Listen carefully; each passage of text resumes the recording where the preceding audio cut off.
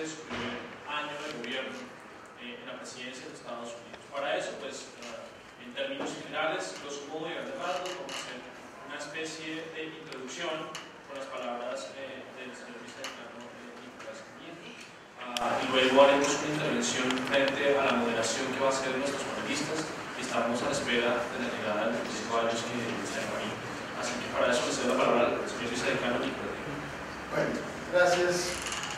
Quiero agradecer primero a Carolina por acompañarnos hoy, al profesor Cepeda que viene de la Universidad Javeriana.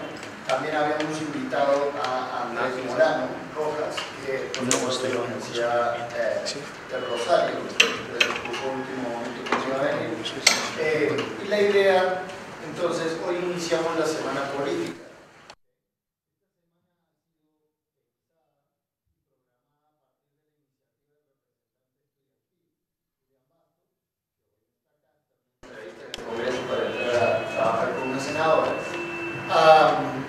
Y la idea es crear cada día de la semana una actividad.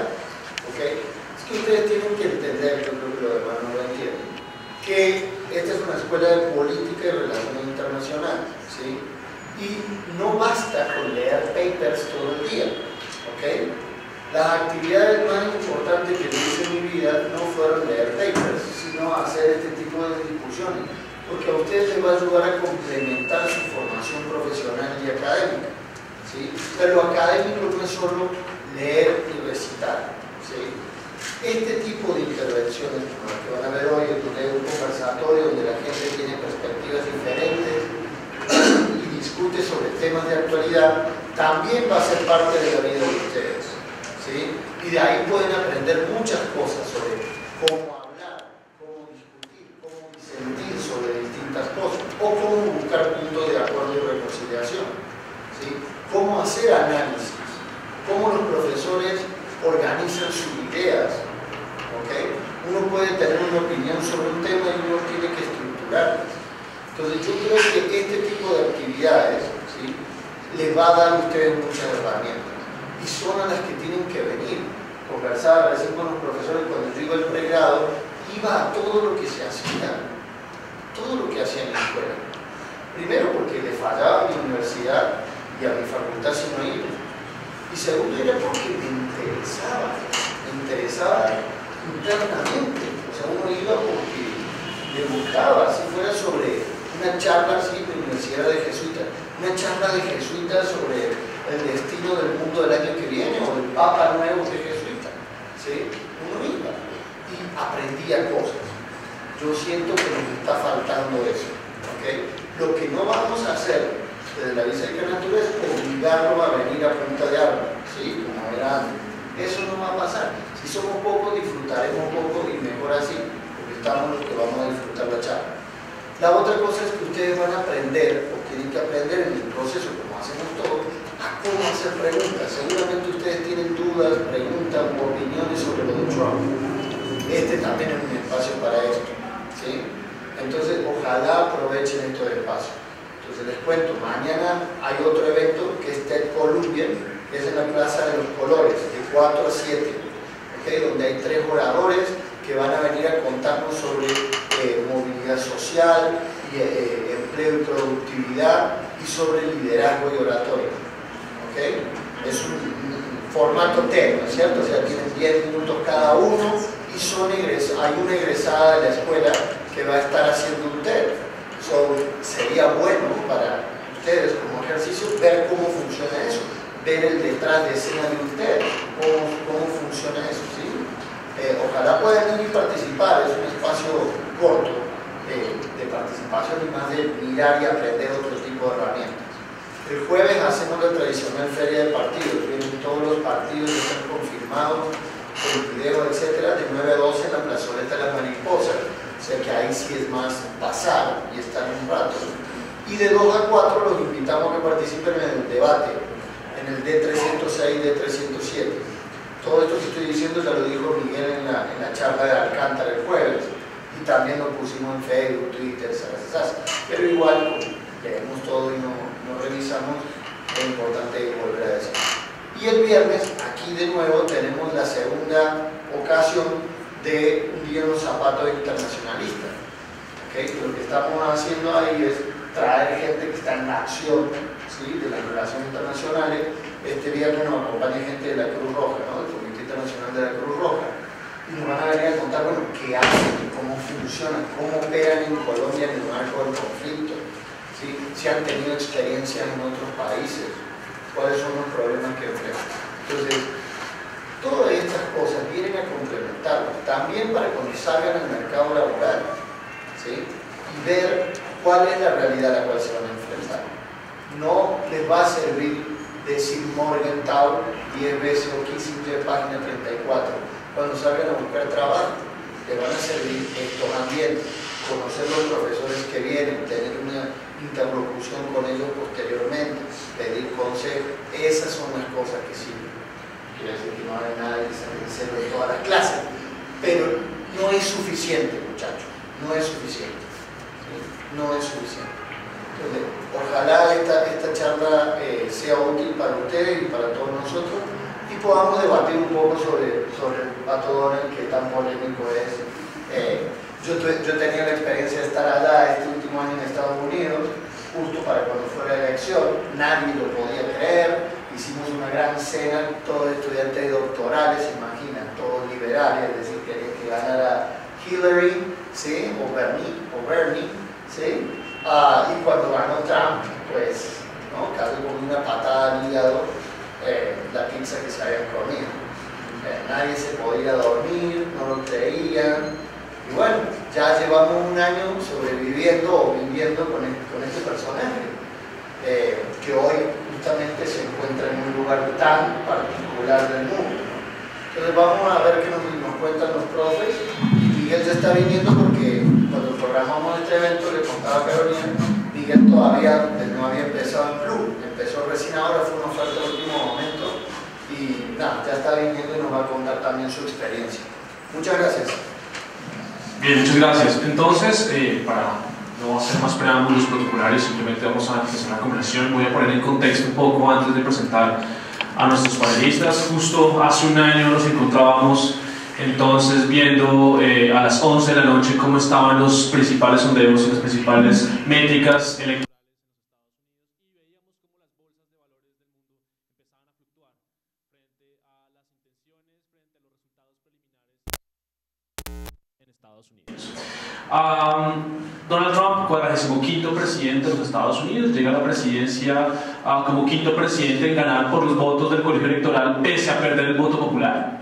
Una gran, digamos, un gran hito dentro de la historia de los Estados Unidos. Hoy, 7 de noviembre de 2017, 33% de aprobación en los Estados Unidos y 22% de aprobación en el resto del mundo.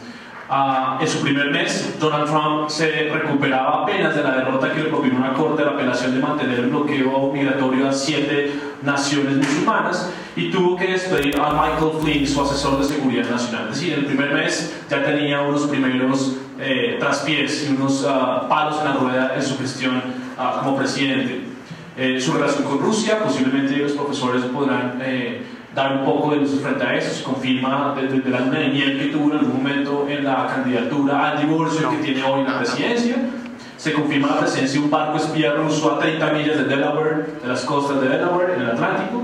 Un hostigamiento sufre su destructor de los Estados Unidos en el Mar Negro por parte de unas embarcaciones rusas, y solamente Trump decía, eso no está bien.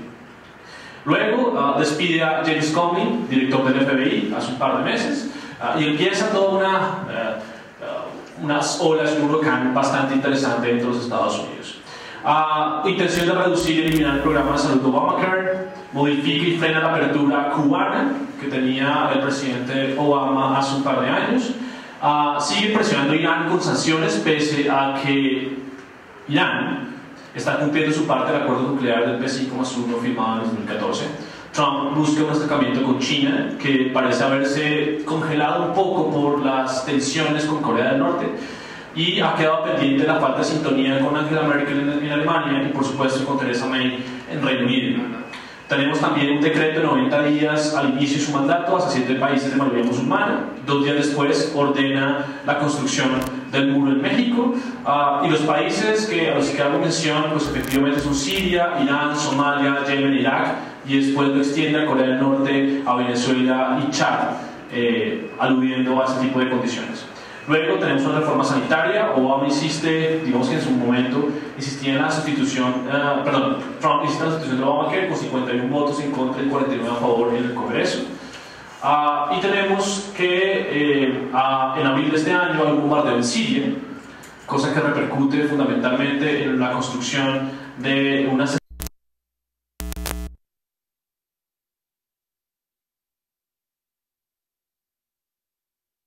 por el Gazaín. Trump ordena el ataque con misiles Tomahawk desde a la base de la Fuerza Aérea en Siria. Y tenemos también como últimos issues o insumos aquí, es que el 1 de julio de 2017 Estados Unidos sale del Acuerdo de París. A propósito, esta semana arranca la conferencia de Naciones Unidas sobre el cambio climático, y Estados Unidos también anuncia su salida de la UNESCO por respaldo a Israel. Como dato curioso, Trump hoy ha tuiteado como presidente 1000 veces, 9000 desde que era candidato.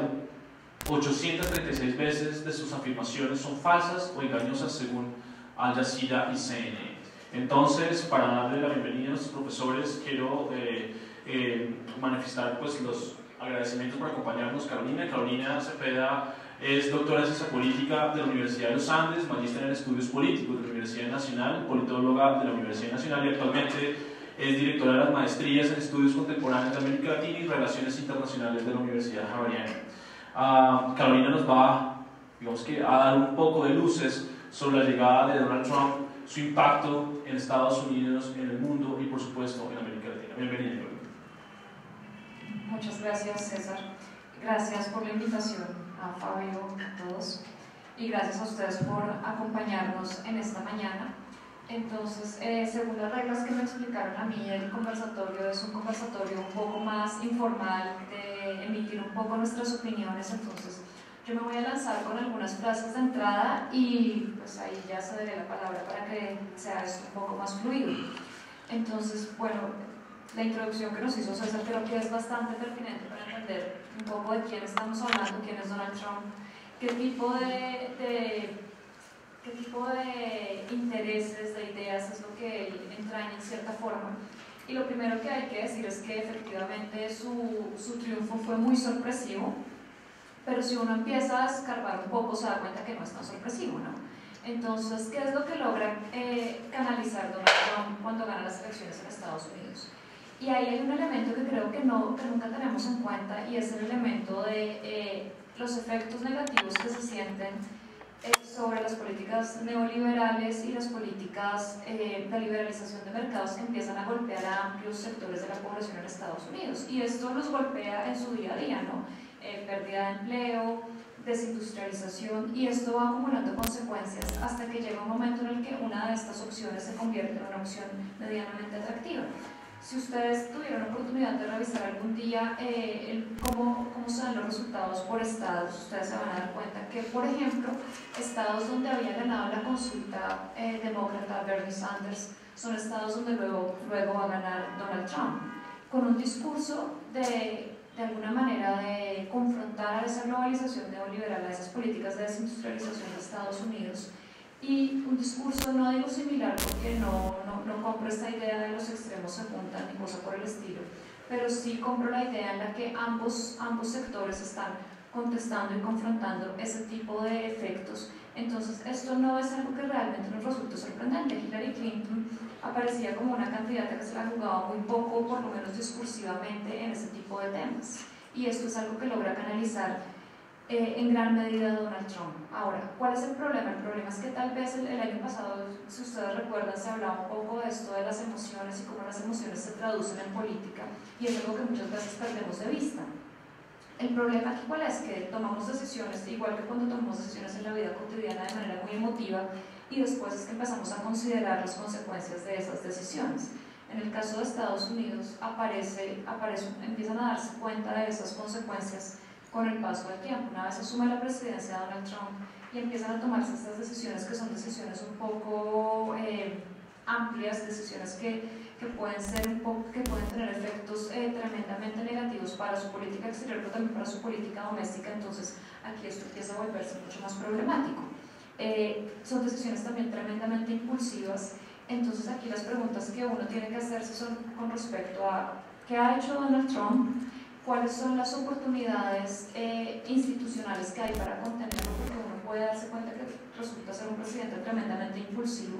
Pese a que Estados Unidos es un sistema presidencialista, eso no significa que no haya instituciones que puedan contener algunas decisiones y que puedan frenar algunas de sus iniciativas que puedan resultar pues tremendamente contraproducentes para el continente.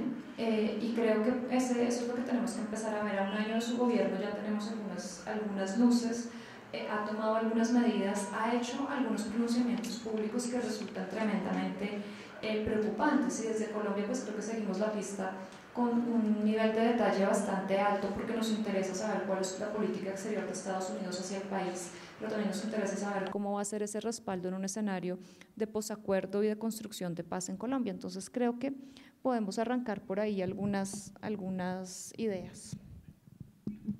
Gracias, Carolina. Pues en efecto, entonces, para eso me permito recomendar algo, y es la famosa Geopolítica de las Emociones de Dominique Moissy, un profesor del Instituto Francés de Relaciones Internacionales, que decía efectivamente que el mundo se circunscribía hoy en 3 emociones: la humillación, la esperanza y el miedo. Son las nuevas maneras de entender la geopolítica de las emociones, según el profesor Moissy. Pero para eso y para seguir hablando de las implicaciones en América Latina, el profesor Fabio Sánchez, doctor en Relaciones Internacionales e Integración Europea, director de investigación y profesor titular de la Escuela de Política y Relaciones Internacionales, pues nos hablará un poco sobre las implicaciones en América Latina y cuál es el futuro más inmediato y qué esperamos en los próximos años de la administración Trump.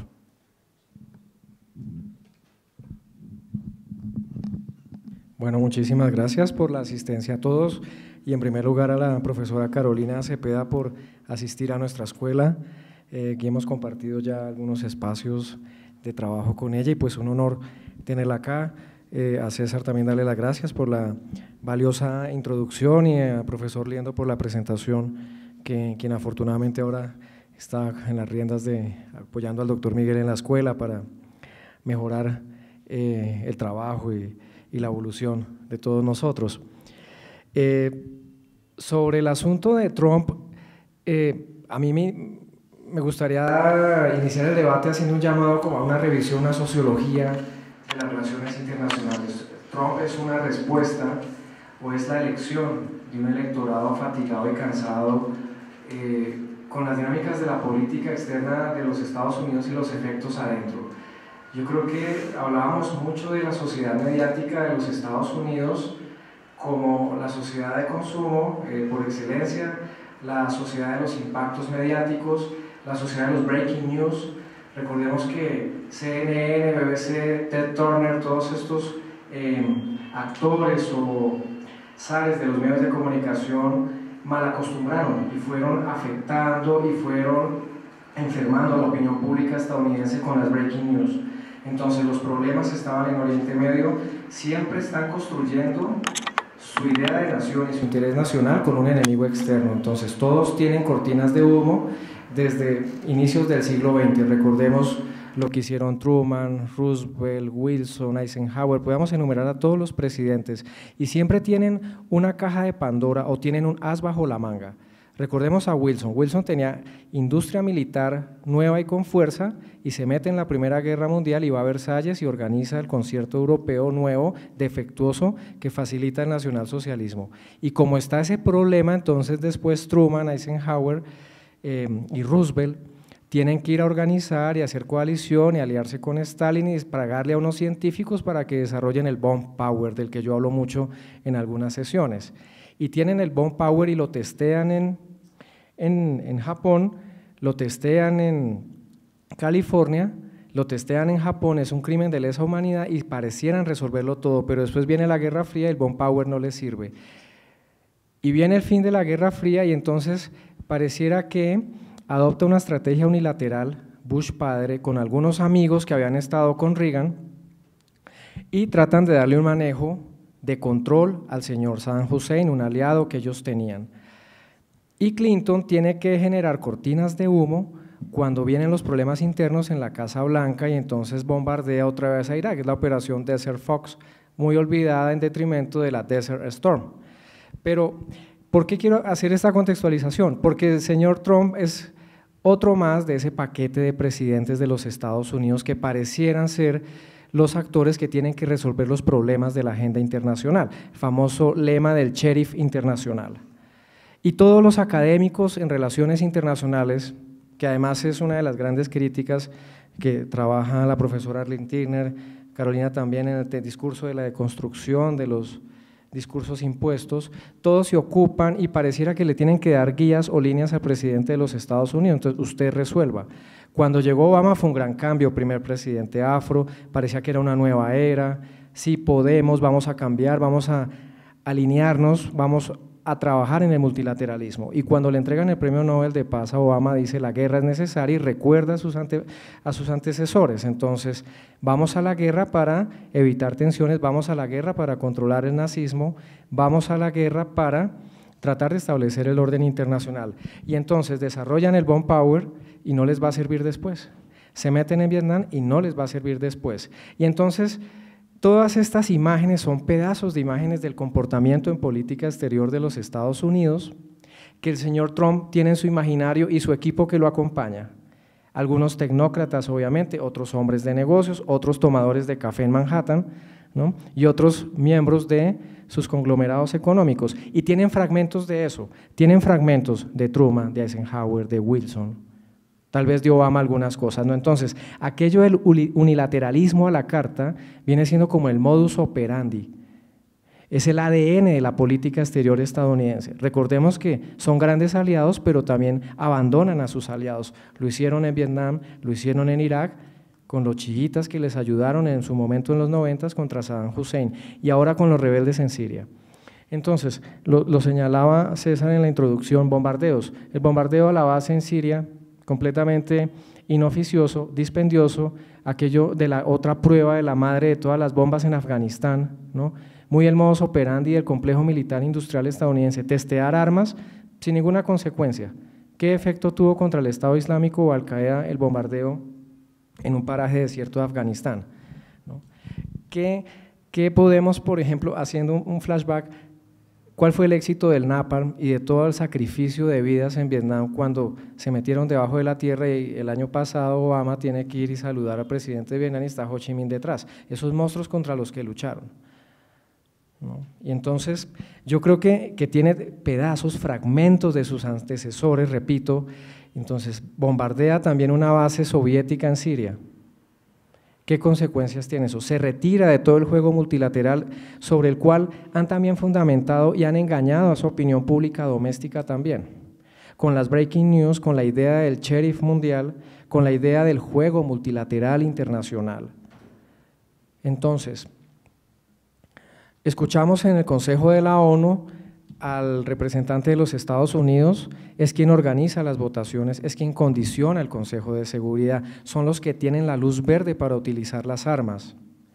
Y además, ese conglomerado de medios de comunicación, de industrias culturales estadounidenses, le vendieron la idea a algunos sectores adentro de la sociedad estadounidense de que el señor Trump iba a cambiar las preferencias y de que el señor Trump entonces les iba a dar empleo, iba a reversar la globalización.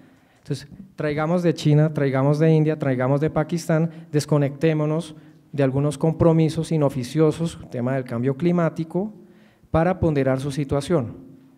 Pero no les explicaban bien cómo lo iba a hacer y no les explicaba el tema de los impuestos y el tema de salud, seguridad social o el acceso a la educación. Pero claro, es un discurso sencillo, práctico, de una sociedad en crisis con la fórmula de acompañamiento de los medios de comunicación.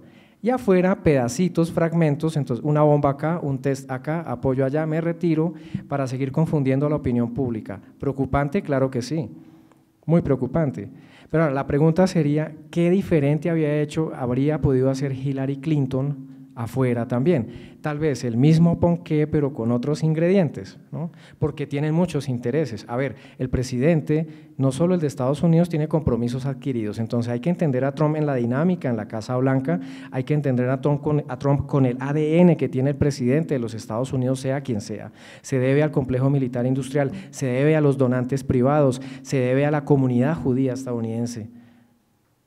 Entonces, el margen de acción también es limitado en ocasiones. Claro que le da alineamientos y le da un perfil, pero yo creo que por ahí podemos empezar a problematizar y a entender a figuras como Donald Trump, que incluso es alguien diferente, es el raro ahora en la dinámica de la política de los líderes de actores potentes. Si ustedes están viendo Macron, Trudeau, el nuevo ministro europeo, el austriaco, que también es muy joven, es una nueva tendencia frente a un industrial maduro que en teoría va a tomar las riendas, ¿no? O que ha tomado las riendas de Estados Unidos y que obviamente, independiente de sus capacidades, va a generar efectos en la política internacional. Cuando Estados Unidos se comporta así, abre espacios para coaliciones o también comportamientos defensivos o algo que en relaciones internacionales se conoce como el soft balancing también, ¿no? Los actores emergentes intentan erosionarle poder a Estados Unidos y eso está comprobado. Puede haber comportamientos defensivos erosionadores de la búsqueda de fuerza de Estados Unidos afuera. Bien, yo quisiera preguntarle a Carolina algo que escuché hace un par de semanas del expresidente Bush. Y recordemos quién es Bush, ¿no? Hace parte de los republicanos, de los viejos zorros republicanos, y que en algún momento instó a votar por Hillary Clinton y no por Donald Trump. Y Bush decía lo siguiente, y haciendo referencia a lo que tiene que ver con la administración de Donald Trump: la intolerancia parece incentivarse, los debates políticos son más vulnerables a teorías conspirativas y el desacuerdo escala casi que a la deshumanización. Me refiero a los contextos de la islamofobia, el tema del racismo, el tema de la polarización incluso dentro de los propios Estados Unidos, y claramente eso lleva a evocarnos a una serie de reflexiones sobre qué representa Donald Trump para los estadounidenses y qué representa Donald Trump en la región.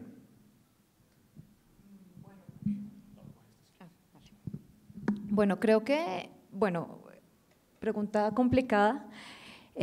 Por un lado, Donald Trump viene a representar para un sector de los estadounidenses esa América profunda, el rescate de la América profunda. Acuérdense de su lema de hagamos de América un lugar grande nuevamente. ¿Y eso qué significa? O sea, aquí inevitablemente hago un paralelo con lo que fue la doctrina Monroe en su momento, América para los americanos, ¿no? ¿Cuál América? ¿Para quiénes? ¿Cuáles americanos? Y un poco creo que lo que Donald Trump nos puede hacer pensar es un poco en ese sentido, ¿no? Recordemos, creo que Fabio lo ilustraba muy bien, esta idea casi del destino manifiesto que tiene Estados Unidos, tanto demócratas como republicanos siempre van en la misma línea en su política exterior. Ambos creen que deben llevar democracia y libertad a todos los confines del universo, de distintas maneras por supuesto, pero todos lo creen de alguna forma.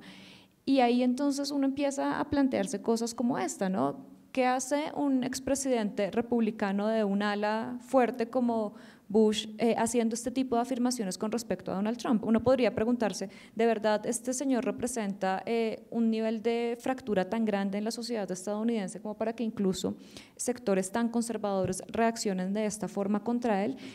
De su propio partido además, y yo creo que la respuesta es sí. La respuesta es, su discurso es un discurso tremendamente fuerte y es un discurso además que le puede dar a uno hasta un poco de susto, ¿no? Porque creíamos hasta 2016 que había temas sobre los que ya no íbamos a hablar públicamente, que habíamos superado cierto tipo de discusiones y que no estaba bien decir en público que uno es racista, que es xenófobo, homofóbico, y de repente Donald Trump pone todo esto otra vez sobre la mesa y dice, no, pues no hay ningún problema, como que se pierde, y lo que creo que nos hace reflexionar esto un poco es, nunca nos hicimos preguntas de fondo sobre este tipo de temas, sino que nos quedamos en la dimensión de lo que es políticamente correcto. No está bien ser racista en público, pero está bien serlo en privado. Entonces, creo que todo el discurso liberal llegó a su techo con lo políticamente correcto y le faltó ir un poco más allá y confrontar a personajes como Donald Trump. Creo que una de las cosas que le puede parecer a uno más aterradora de su política, tanto doméstica como externa, es el tema de la migración.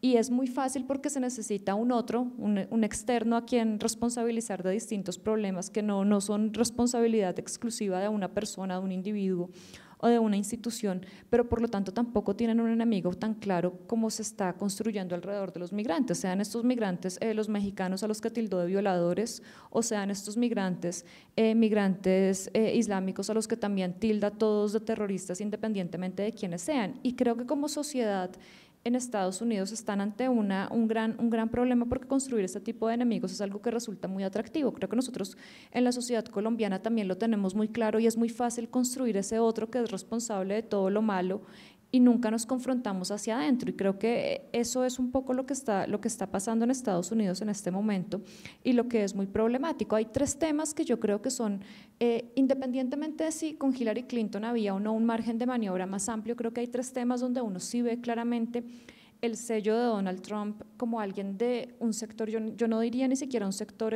extremo dentro del Partido Republicano, sino un sector que ni siquiera existía, un sector que viene a configurarse a partir de él, y esos tres temas son medio ambiente, migraciones y drogas. Son tres temas donde claramente él retoma otra vez el discurso de la securitización y de devolver los problemas de seguridad. Bueno, el medio ambiente lo descarta de entrada, pero son tres temas que son fundamentales para, podría decir uno, incluso nuestra supervivencia como especie, y él de entrada los saca. Y sí hay un cambio drástico en su política exterior frente a esto. El tema de Cuba, por ejemplo, ¿cuál fue su respuesta ante el atentado que hubo la semana pasada? Su respuesta frente a esto, ¿cuál fue? Simplemente suspendemos el programa de visas, y una política, una respuesta bastante cruda y muy en contravía de lo que venía haciendo la administración Obama. Entonces ahí uno puede ver claramente un cambio. En el tema de drogas también se puede apreciar una cosa completamente distinta, y tal vez más adelante hablaremos más en detalle sobre eso. Y finalmente queda el tema de medio ambiente, que es un tema donde se necesita, la pregunta que cabe es hasta qué punto se necesita realmente de Estados Unidos para que lidere procesos como el Acuerdo de París, hasta qué punto necesitamos a Estados Unidos comprometido en todo esto, y hasta qué punto el resto del mundo puede empezar a jugar un poco en esta idea de hacer un contrapeso hacia Estados Unidos en otro tipo de temas donde va dejando espacios, y creo que ahí el panorama todavía no es tan claro. Fabio nos hablaba hace un segundo sobre lo que tuvo que ver algunos acontecimientos de las reglas de juego de los Estados Unidos, y por supuesto quiero que hablemos un poquito de gobernanza global, Fabio. Y es, ¿cuáles son las implicaciones que un actor como Estados Unidos hoy cometa acciones ilegales? Y lo estoy diciendo porque, en efecto, recordemos que el bombardeo a Siria no estuvo ni siquiera autorizado por el Consejo de Seguridad de Naciones Unidas y tampoco por el Congreso de los Estados Unidos. Entonces, ¿qué implicaciones tiene que un presidente, en este caso de los Estados Unidos, salte todas las reglas de juego, los regímenes internacionales, para llevar a cabo un asunto de seguridad nacional, por ejemplo? Sí, muchas gracias. Sí, muy interesante la pregunta, y yo creo que cuando se sientan precedentes hay una continuidad en el comportamiento de los actores. Entonces, no nos sorprendamos tanto. Recordemos que la intervención de Irak 2003, nada más ilegal que Irak 2003. Después del 11 de septiembre, recuerden, hay una reunión urgente en el Consejo de Seguridad, se puede acordar la resolución 1373 de 2001 que crea el Comité contra el Terrorismo, y luego aprueban el ingreso a Afganistán. Ustedes recuerdan, ingreso a Afganistán, avanzan a Kabul, pero ojo, avanzan rápido a Kabul porque la alianza norte, enemiga natural de los talibanes, les ayuda, o si no tampoco habían entrado rápido en Afganistán. Eso para tenerlo en cuenta, y ahí llegan a Kabul y empillaman gente y la llevan a Guantánamo. Otra ilegalidad también. Comportamientos ilegales. El lanzamiento de las bombas en Hiroshima y Nagasaki también fue ilegal. Entonces, si miramos un poco el espejo, me gusta mucho mirar el retrovisor con Estados Unidos, pues vemos que es un comportamiento contradictorio, crear regímenes, montar la Europa occidental con Marshall, apoyado en Adenauer, en Monnet, en Schuman, con el tema de los valores occidentales, contra los soviéticos, y América Latina, montemos democracias a las malas, con dictaduras, con intervencionismo. Entonces, es un comportamiento de dos caras, es un comportamiento contradictorio el de Estados Unidos, y por supuesto lo que están haciendo es continuar desbaratando el multilateralismo que han creado, todo el modelo ONU, el modelo de la posguerra, que sonaba muy bien, que incluso, perdón, en los 80s Muchos académicos empiezan a hablar de la estabilidad democrática, la estabilidad del hegemón, además, ¿no? Desde el liberalismo institucional, etcétera. Pero lo que estamos viendo es esto, y ese comportamiento por eso también le da vía libre a comportamientos unilaterales de actores no tan débiles como Irán en el tema nuclear, como Corea del Norte. O sea, puede ser muy bufón el líder de Corea del Norte, pero tiene un proyecto nuclear que es sólido y claro, en detrimento de su población, obviamente. Entonces, se establecen estos patrones de comportamiento unilateral, se viola la arquitectura del sistema internacional, y creo que eso es lo más grave. Pero creo que también estábamos confundidos, hemos sido muy ingenuos y la opinión pública también ha sido muy ingenua con el comportamiento de Estados Unidos como hegemón, porque entonces nos llevan a los modelos ONU y nos enseñan que en la ONU se delibera y que el Consejo de Seguridad lo controlan actores poderosos y es el mundo de fantasía, ¿no? Con muchos souvenirs de la ONU, pero realmente estamos en un sistema internacional en el que Estados Unidos se comporta como quiere, independiente si el candidato es republicano o es demócrata, y lo hemos visto. Los indultos de los presidentes antes de sus últimos días en la Casa Blanca, esto demuestra un comportamiento irregular. Cuando Carolina nos hablaba de lo políticamente correcto, ¿no? En la esfera de la opinión pública, hoy vemos comportamientos muy criticables. Yo les decía, Clinton bombardea otra vez Irak cuando tiene los escándalos con Mónica Lewinsky, ¿no? Obama es uno de los presidentes que más ha expulsado ciudadanos y llegó con un discurso, ¿no? diferente. Entonces, para nada es extraño ese comportamiento unilateral y riesgoso del presidente de los Estados Unidos. Carolina, cuando tú haces, antes de pasar al contexto colombiano y hablar de drogas, que creo que también es un capítulo interesante en esta discusión, quiero que hablemos un poco de la institucionalidad dentro de los Estados Unidos y quiero que hablemos frente a, no sé, frenos y contrapesos, un poco de si es viable o no un impeachment dentro de Estados Unidos por muchas, digamos que, construcción de imaginarios que lo que puede tener el presidente Donald Trump. Y recordemos que hace un par de días Fareed Zakaria, un periodista de CNN, dice: tantos miembros del equipo de Donald Trump se han ido de la Casa Blanca que al ala oeste los viernes les llaman los viernes de despidos, ¿no? Es como llegó el viernes, ¿a quién despiden hoy? Algo así como que se ha visto la institucionalidad incluso dentro de la Casa Blanca. Hablábamos ahorita de unos enemigos externos, un poco de lo que significaría Siria, terrorismo, Medio Oriente, la comunidad musulmana, etc.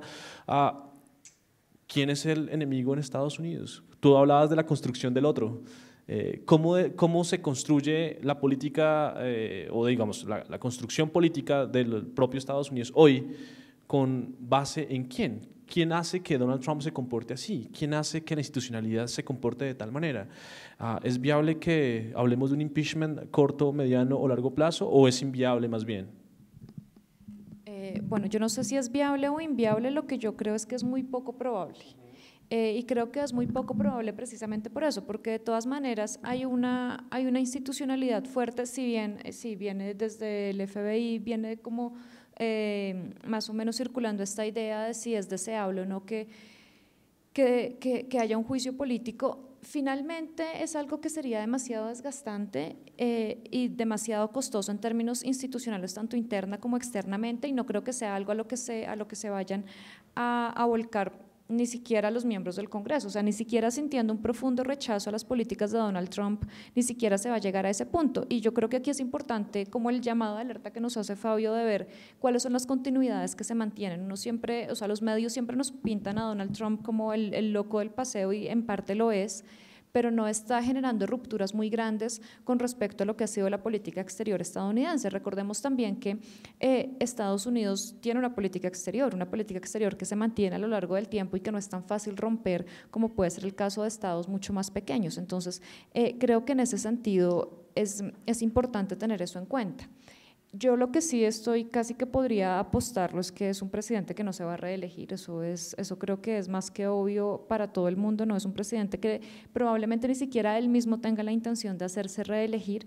Entonces no creo que la cosa vaya hacia impedir que termine su mandato, un juicio político. Creo que la cosa va a construir algún tipo de institucionalidad, si es posible en paralelo o reforzar la que ya existe, que les permita a los estadounidenses tener cierto control sobre las decisiones que toma el presidente y al mismo tiempo garantizar que se llegue a las siguientes elecciones de la manera menos traumática posible, porque nuevamente sería demasiado costoso. Ahora, si uno piensa en el comportamiento que tiene Estados Unidos frente a esos regímenes internacionales y a esa institucionalidad internacional, lo que uno puede ver es que es un comportamiento profundamente realista, ¿no? O sea, aquí sí vayamos a la teoría realista y lo que hace es utilizar e instrumentalizar de la manera más directa posible esos regímenes internacionales, y cuando no son de su total agrado, cuando están frenando sus intereses, pues simplemente se salta todas las reglas de juego que él mismo construyó y no hay ningún problema porque está casi que autorizado y legitimado para hacerlo. Y más allá de gritar y decir que no nos parece que esté bien, pues hay muy pocas medidas concretas que se puedan tomar frente a eso. Ahora, con respecto a tu pregunta de quién es el otro aparece todos los días y es un otro distinto dependiendo de qué estemos hablando y cuál sea el tema del momento. El otro van a ser los mismos demócratas, el otro internamente son los migrantes mexicanos y latinoamericanos, el otro son islamistas, el otro aparece en distintos momentos y cambia, ¿no? O sea, creo que el caso que le parece a uno más sorprendente es el caso de Rusia. Rusia es alguien con quien tiene una relación más o menos amigable y luego Rusia se vuelve esa otra Rusia, casi que volviendo a tiempos de Guerra Fría en el imaginario y en la práctica hasta cierto punto. Yo creo que es el momento de pasar al capítulo Colombia, y también ya hicimos un recorrido por un poco las reglas de juego, quién es el dueño del balón, ¿no? Y el dueño del balón por lo general es el que coge el balón con la mano, y el juego se acaba cuando el dueño del balón se va, hablando de la retórica realista propiamente del presidente Donald Trump. Hace un par de semanas, bueno, ya casi mes y medio, salió, digamos que la reacción del Departamento de Estado y por supuesto de la Casa Blanca sobre el llamado de atención que se le hace a Colombia por el narcotráfico, la lucha contra el narcotráfico y la posibilidad de una eventual desertificación, cosa que nos había sucedido propiamente en gobiernos pasados, en el caso de Ernesto Samper en los años 90.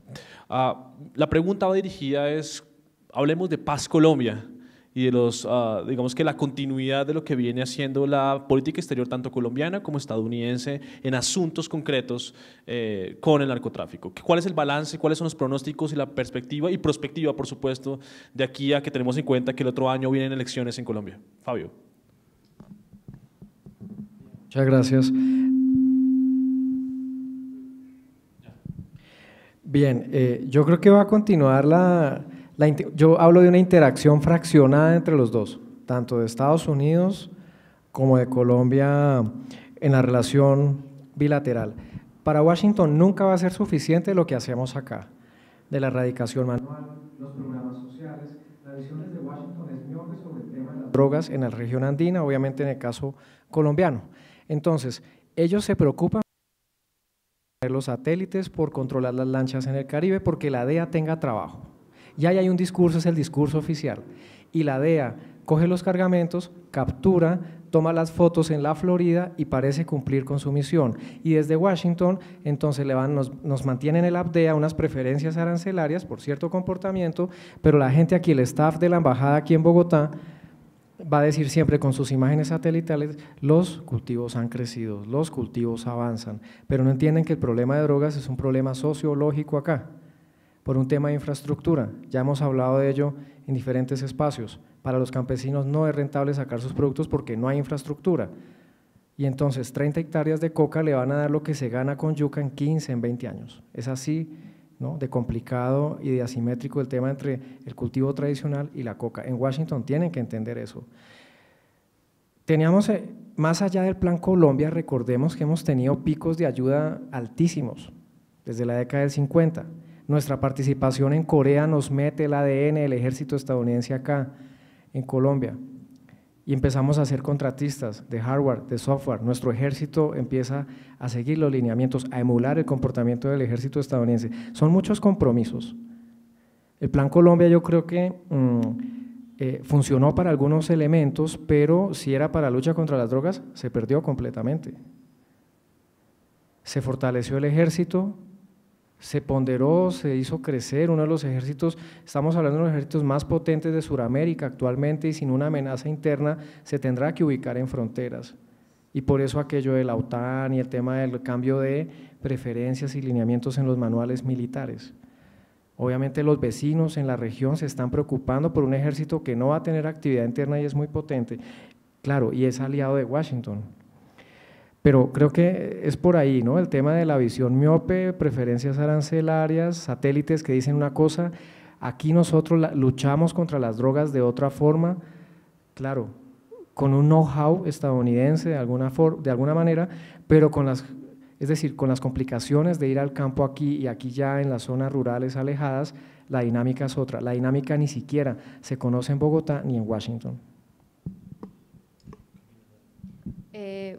Bueno, yo creo que hay una cosa que hay que prestarle mucha atención en el tema de drogas y en el tema de nuestra alianza, comillas, con Estados Unidos, ¿no? Entonces, ya César decía, bueno, hubo una desertificación para Colombia durante la administración Samper, que paradójicamente es una desertificación que se da cuando Colombia cumple con todo lo que Estados Unidos le está exigiendo. O sea, Samper es tal vez el presidente más juicioso a la hora de cumplir con todos los lineamientos que Estados Unidos impone en materia de política antidrogas.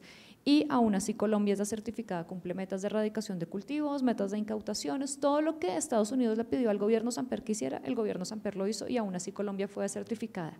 Estamos en un contexto muy distinto, el contexto en el que estamos es un contexto donde cultivos ilícitos vienen en aumento desde 2014 y un aumento que es sustancial, ¿no? Es un aumento que uno lo mira y dice, sí, esta cosa está casi en el doble, casi en el triple de lo que estaba en 2013, 2012 y eso prende las alertas.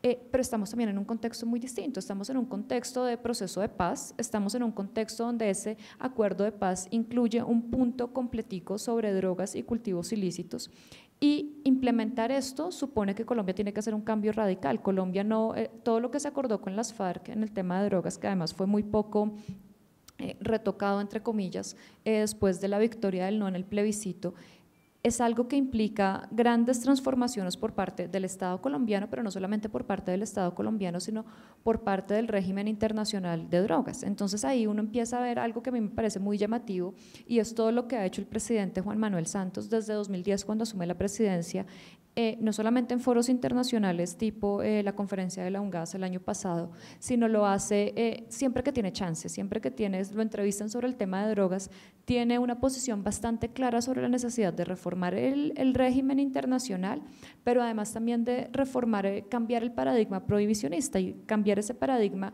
no solamente desde el cultivo, sino también desde el consumo. En una entrevista que le hizo The Guardian en 2011, Juan Manuel Santos decía abiertamente que él estaba de acuerdo con una legalización del consumo de drogas porque es la forma más fácil que tenemos para lidiar con un problema que ya está empíricamente demostrado desde todos los puntos de vista, que no funciona con el paradigma prohibicionista, es caro, cuesta un montón de plata y además sus efectos son tremendamente negativos. Si ustedes miran en Estados Unidos, la gente que consume cocaína, los consumidores de cocaína son tremendamente estables y la gente que consume cocaína hoy tiene, no sé, digamos 40 años y es la misma gente que tenía 20 años a comienzos de los 90, eso significa que no hay población nueva consumiendo cocaína, pero no se desincentiva el consumo por ninguna de las medidas que se pueden tomar. Entonces, creo que ahí hay una cosa que hay que tener en cuenta que es muy distinta en este contexto, que Colombia tiene que hacer grandes esfuerzos para implementar, pues Colombia, digo, quien gane las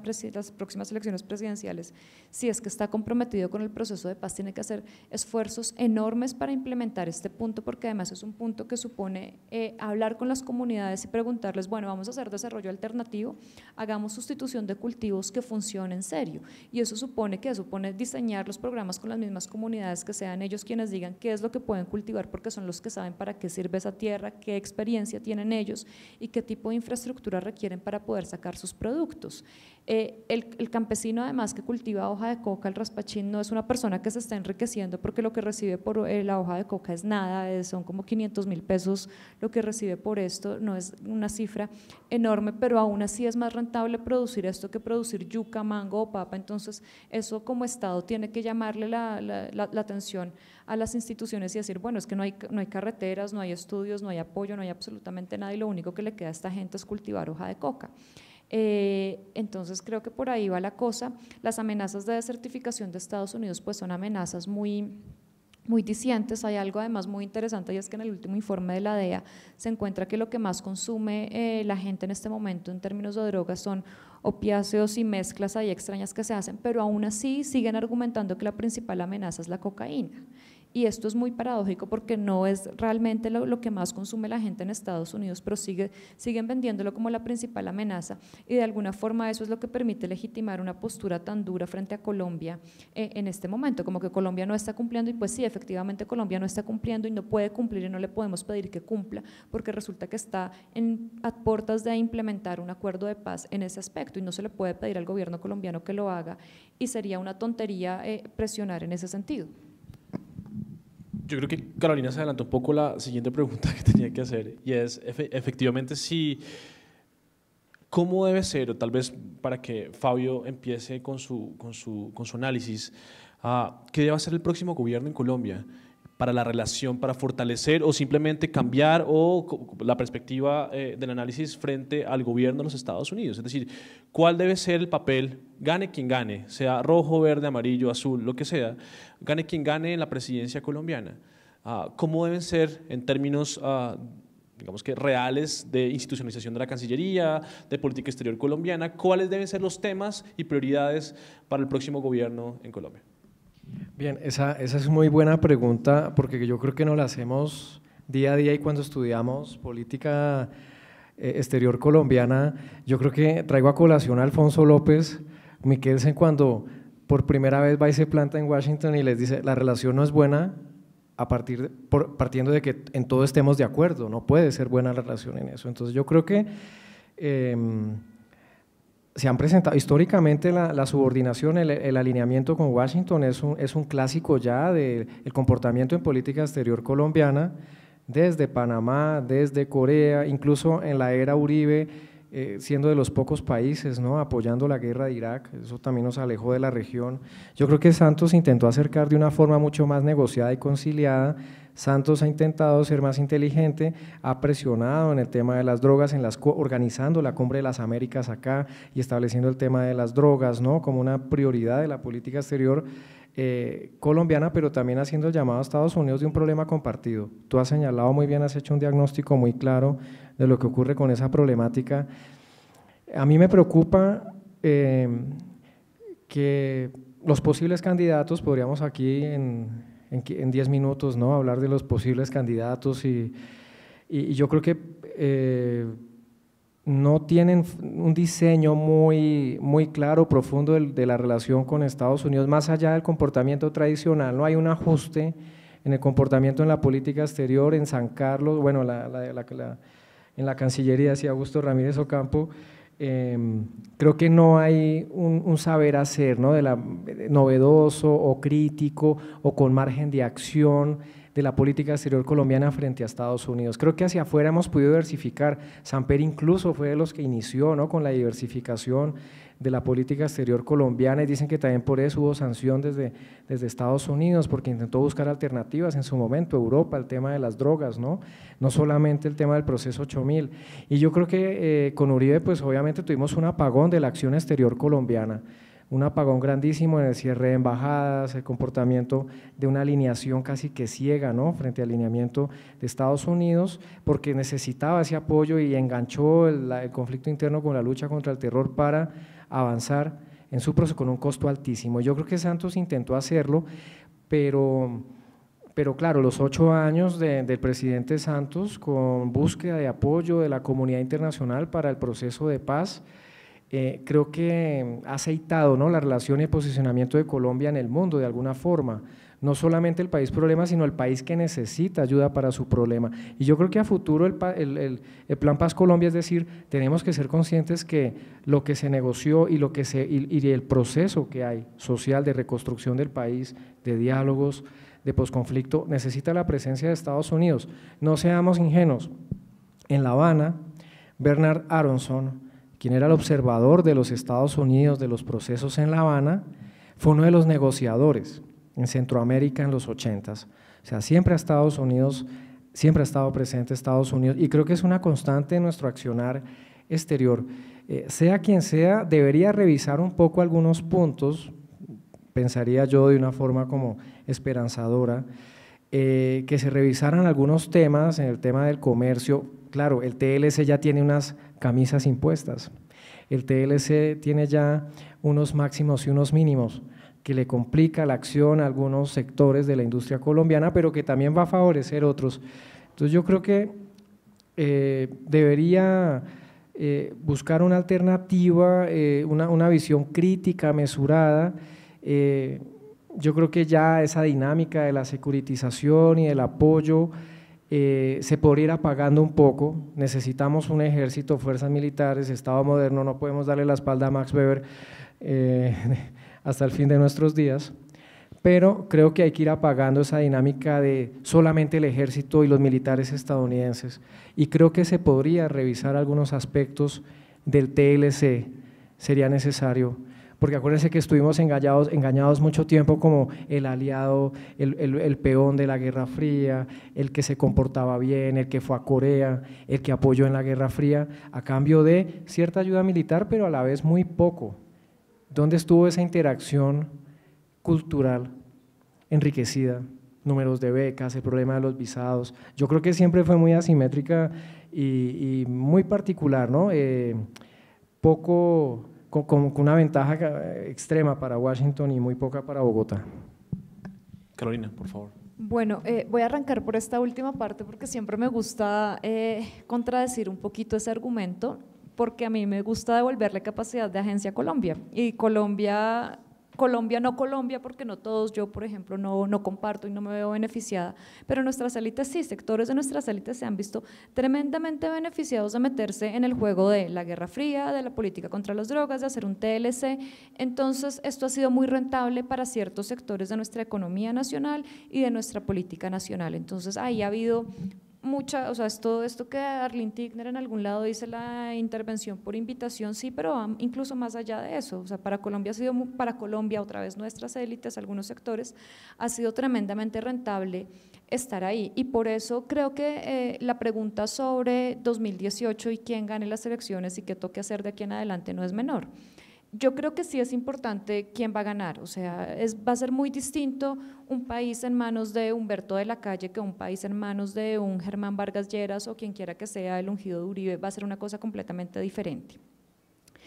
¿Por qué? Porque primero Colombia en estos últimos 10 años ha tenido una transformación muy interesante, y es que Colombia pasa de ser el país problema a convertirse en el país que está negociando el acuerdo de paz, pero además en el país que tiene aspiraciones de ingresar a la OCDE, y el país que aprendió a lidiar con problemas de seguridad y aprendió también que ahora es capaz de ofrecer cooperación en Centroamérica y en otros lugares del mundo. Entonces Colombia, al tener no sé, como este nuevo estatus, Colombia cambia su comportamiento, pero no solamente cambia su comportamiento, también modifica la cantidad de recursos que recibe por parte de Estados Unidos. Si ustedes miran los datos de lo que invierte Estados Unidos en materia de política antidrogas en toda América Latina, Colombia tiene una baja más o menos desde 2012. Una baja que coincide con ¿qué? Coincide con la iniciativa Mérida, pero también coincide con el CARSI en Centroamérica. Entonces esto significa que Estados Unidos ya empieza a entender que Colombia no es el principal problema, porque Colombia además se lo ha hecho entender así, y el principal problema está en otro sector de América Latina.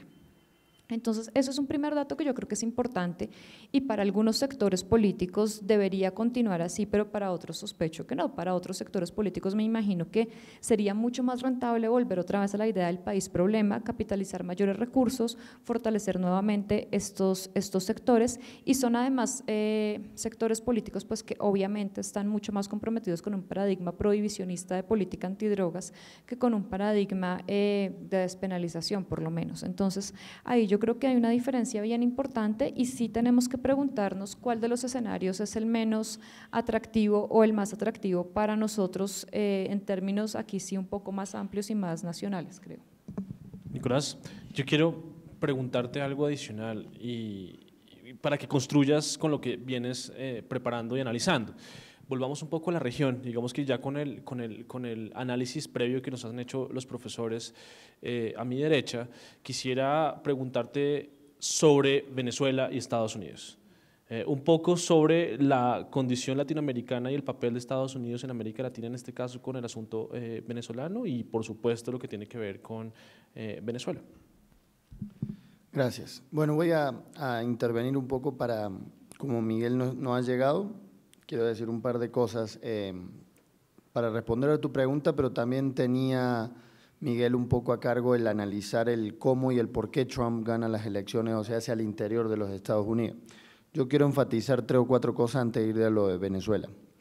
La primera es, el presidente en Estados Unidos es débil. O sea, es paradójico. Nosotros tenemos, los latinoamericanos, un tipo de presidencialismo que no se corresponde en casi nada al presidencialismo que quisimos copiar de los Estados Unidos. Entonces, la separación de poder en los Estados Unidos existe, se ejerce, se fomenta diariamente, ¿sí? Tanto es así que el presidente ni va al Congreso, ¿sí? Salvo una vez al año. Entonces, la visión en los americanos es que el presidente era muy débil y no podía imponer agenda. Esto nos ayuda un poco a explicar por qué candidatos como Bernie Sanders o Trump eran tan populares, ¿no? Populistas. O sea, ellos en el fondo son anti-institucionalistas, ¿no es cierto? Porque la gente está ávida de respuestas rápidas en los Estados Unidos. Se cansó del gradualismo y del incrementalismo histórico de los Estados Unidos, ¿sí? Entonces, yo creo que ese es un contexto importante entender, sobre todo en política nacional, ¿no? La mayoría de los textos de US Foreign Policy hacen un análisis de cómo el presidente de Estados Unidos es muy fuerte en temas de política exterior, en términos de poder declarar una guerra y luego tener que ir al Senado, etcétera. O sea, tiene una enorme discrecionalidad en comparación con su agenda local. En la agenda local el presidente ni siquiera manda leyes al Congreso. Okay, o sea, necesita de alguien, ejemplo, el Obamacare no lo presentó Obama, lo presentó Nancy Pelosi, ¿sí? O sea, no puede el presidente presentar una ley, ¿sí? Entonces, esa separación de poder es muy importante entender porque acuérdense en el contexto de que a Obama durante 3 meses le cerraron el Congreso y no funcionaba el Estado, o sea, no funcionaba el Estado. Eso fue como uno de los máximos logros de la ineficiencia burocrática y de cómo uno puede trabar a un presidente para que haga algo, ¿sí? Entonces yo creo que la gente estaba cansada y veía a Obama como ineficiente en el tema de políticas públicas. Y el lema de Trump de Make America Great Again, ¿sí? Fue muy fuerte, o sea, en mis conversaciones con gente que era republicana, ¿sí? O sea, las encuestas muestran 98% de la gente que es republicana votó un republicano, es decir, un perro, un gato o Trump lo votan igual, da lo mismo, no importa qué diga, ¿sí? Y los demócratas en un 90%, o sea, menor eficiencia, votaron a Hillary, ¿sí? Entonces, no hay mucha sorpresa en ese lado. Lo que hay sorpresa es en la movilización electoral, porque tanto Estados Unidos como Colombia, esa es la característica diferencial, ¿sí? No nos sirven las encuestas poblacionales, sino de la gente que se mueve en la elección. Y lo que hizo Trump con este lema es movilizar a la gente que le impactó, como bien decía, en mi opinión, Carolina, el tema de la neoliberalización. O sea, la crisis financiera del 2008, pero ya con las reformas neoliberales anteriores, ha impactado profundamente en una serie de estados, que son los estados en donde termina ganando Trump y dando vuelta a la elección. Ohio, Pensilvania, Michigan, o sea, todo un cordón que siempre fue demócrata, por poquito, y el flip fue simplemente que fueran a votar los que iban a votar por republicano y que no fueran a votar los que comúnmente iban a votar demócrata. Entonces, eso explica un poco, o sea, en el resto del país el voto fue más o menos el mismo. Por eso da lo mismo quién se presenta casi de candidato presidencial. Lo que hizo Trump fue activar de manera diferente cada cosa. Respecto al juicio político o lo que se viene, ¿no? El año que viene tenemos elecciones legislativas en Estados Unidos. Es imposible un juicio político a Trump con las características hoy, salvo alguna cosa fundamental, tipo una bomba atómica, una cosa así. ¿Por qué? Porque tienen los republicanos 53 senadores de 100, ¿sí? O sea, tienen mayoría y hay solo 4 open seats el año que viene. Y ustedes saben que el índice de reelección es el 96%. De nuevo, o sea, no importa, perro, gato, quien se presente, el resultado es el mismo, ¿sí? Entonces es muy difícil que cambie el Senado. Y el Senado es lo más probable a que cambie, porque en Cámara es peor, la mayoría republicana es mucho más abrumadora. Ahora, lo que creo que sí se puede ocurrir es lo que decía César, que es que desde adentro los propios republicanos sean los garantes de detenerlo, como ocurrió con el Obamacare, con John McCain y otros republicanos que le dijeron, no, hasta aquí llegó, señor. Esa es la única forma de detenerlo, pero el juicio político es muy difícil. El segundo tema es el tema de que los demócratas no tienen un candidato. O sea, Obama, sí, chao, se fue a la casa, y hoy la persona más famosa, Hillary tiene como 180 años, ¿no? O sea, si ustedes se fijaron, era una candidatura presidencial entre gerontes, entre los dos juntaban 150 años, ¿sí? Y Bernie tiene, bueno, ¿no? O sea, un dinosaurio. Entonces, o sea, es muy difícil, no hay renovación política. O sea, el tipo que representaba la renovación es simplemente porque venía de afuera y era un ex demócrata, porque toda su vida puso plata en los demócratas, que ahora se hizo republicano. Entonces, no hay un gobernador o algo de parte de los demócratas que pueda afrontar esto. No hay nadie hablando, salvo Bernie, ¿sí? Que de nuevo, votar a un tipo de 80 años de candidato presidencial es muy difícil para los americanos. Una cosa es querer experiencia y otra cosa es no repetir la historia, como ya lo vivieron. Entonces yo creo que mientras no haya candidato demócrata fuerte o claro, los republicanos van a seguir ganando. Probablemente no con Trump, pero van a seguir ganando. Son los que tienen más claros candidatos de cara al año que viene. Marco Rubio, Ted Cruz, tienen mucha más visibilidad que algún candidato o gobernador demócrata.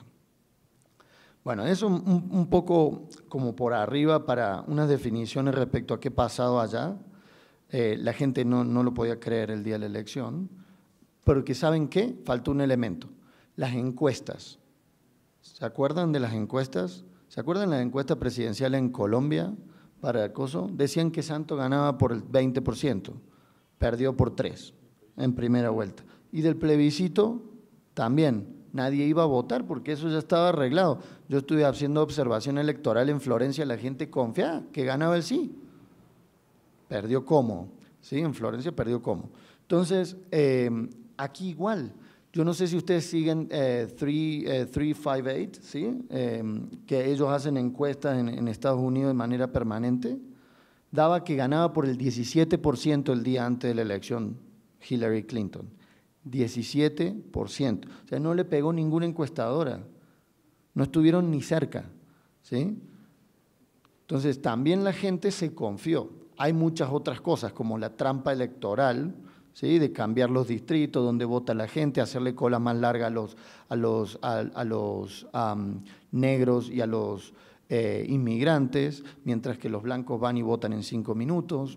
Todas esas trampitas electorales ya son largas en Estados Unidos, pero el resultado fue un problema de movilización. Entonces también quería hacer ese comentario porque vamos a un año electoral y ya las encuestas ustedes están viendo, un día gana Vargas Lleras, otro día gana Petro, otro día Clara López. Entonces esperen que va a venir lo mismo por este lado. Finalmente, sobre lo de Venezuela y América Latina, no importamos para Estados Unidos, empecemos por ahí. O sea, después de 1991, en mi poco conocimiento de RI, creo que cada vez importamos menos, o sea, creo que importa más África que América Latina. ¿Por qué? Primero, porque ya todos transicionamos a la democracia y somos como safe havens, ¿sí? O sea, ya está, logramos lo que queríamos con estos pobres muchachos. La segunda es que la única cosa complicada que era Cuba, más o menos la empezaron a deshielar y el problema se ha ido desde Colombia hacia México, el problema fronterizo. O sea que lo único que importa para Estados Unidos es México en términos generales. ¿Cómo visualizamos esta afirmación que estoy haciendo? Trump todavía tiene 500 cargos sin designar en el Departamento de Estado de los Estados Unidos. O sea, no hay gente. Hoy no hay política exterior de Estados Unidos salvo los tweets de Donald Trump. Al jefe del Departamento de Estado, o sea, al ministro, lo desautorizó públicamente, dijo que qué tenía que andar hablando sobre lo de Corea. que él no sabía nada, que volviera a la casa. O sea, una cosa tremenda. Entonces, no hay política exterior de Estados Unidos. Esto también me lo comentaron los alemanes que estuvimos la semana pasada con el doctor Ceballos. No tienen interlocutor la Unión Europea hoy con el gobierno de Estados Unidos, salvo los tweets de Trump. No tiene, o sea, Alemania, dicho esto por diplomáticos alemanes. No hay política exterior, más que los tweets. Entonces, América Latina importa menos aún, ¿sí? Y la política va a ser así, segmentada, esporádica, antojadiza. Yo creo que habría que volver a la frase de Carolina del principio, que es algo que la ciencia política en general, incluyendo las relaciones internacionales, aunque la relación internacional la ha investigado más, ha olvidado después de la década de los 50, que son las emociones en la política. Todo lo que es el political behavior lo hemos olvidado. La ciencia política latinoamericana no existe porque además es muy técnico, pegado a la psicología política. Si quieren hacer algo, métanse a hacer clases de experimentos sociales, métanse a hacer clases de psicología política, porque para allá yo creo que tenemos que entender cada vez cómo vota la gente, que parece difícil, por qué se mueve o por qué no vienen a una charla como esta a pesar de tener gente buena, ¿sí? Y por cómo decían los líderes. O sea, ya cada vez más la estructura, que era lo que nos concentrábamos en estudiar, las instituciones, valen menos. Y lo que cada vez vale más es entender cómo actúa la gente. Entonces, para el caso de Venezuela, pues, se ve con claridad que serían un fácil enemigo, ¿sí?, a juntar, y no hay una política clara de los Estados Unidos más que sancionar, impedir cosas, que si hubiera habido otro régimen, hubiera buscado formas de articular vía OEA, ¿sí? O sea, hoy la OEA la lidera un uruguayo y es la persona que está liderando todo en contra de Venezuela, no Estados Unidos. Entonces, eso yo creo que es lo sorprendente también para destacar. Bien, yo creo que es momento de escucharlos a ustedes. Creo que ya están aburridos de nosotros. Entonces, quisiéramos preguntarles a ustedes, o más bien, escuchar sus preguntas para poderlas resolver en este panel en un par de minutos. Entonces, si quieren, podemos recoger las preguntas y con eso más bien dicen para quién van y por supuesto los vamos conversando. Pasemos el micrófono. ¿Preguntas?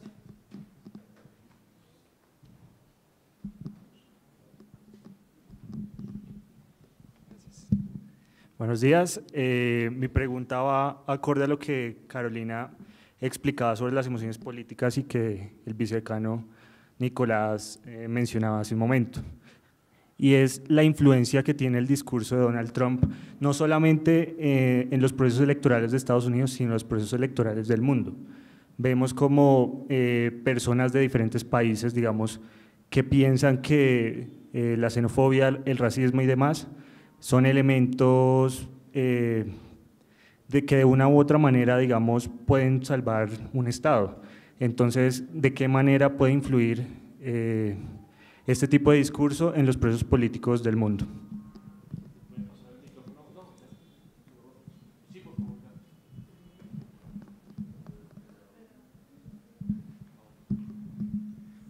Buenos días. Mi pregunta va formulada acerca de lo que hablaron al principio de la conversación sobre el ataque que realizó Estados Unidos en una base aérea en Siria.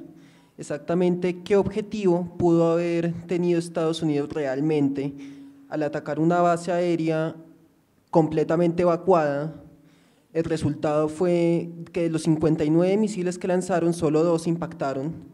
El objetivo, supuestamente, según ellos, era proteger civiles, pues también mataron 11 civiles en ese ataque. Entonces, ¿qué objetivo realmente pudo tener Estados Unidos, aun cuando el ataque que supuestamente hizo el ejército sirio no se había confirmado en ese momento y aún hoy en día hay muchas dudas respecto a lo que sucedió en Han Sheikhoun, que fue la aldea que se atacó en ese momento?